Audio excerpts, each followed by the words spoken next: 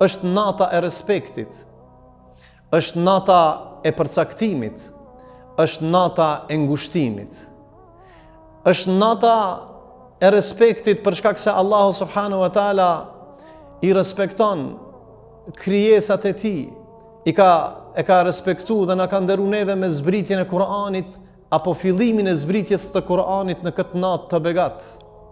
Edhe prandaj një numër i madh i besimtarëve në natën e Lejletul Kadrit gjithë janë me Kur'ana në dorë, gjithë janë me lutje dhe me sytë për lotër, me shpresë tek i madhi Zot që Allahu të na falet, na shpërblen.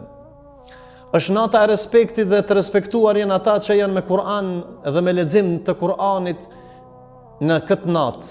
Janë ata të cilët janë drejtuar madhnisë Allahut me lutje dhe me shpresë. Janë ata të cilët me fytyrat e tyre i përkulen Zotit të Madh në këtë natë, duke shpresuar në faljen e Zotit.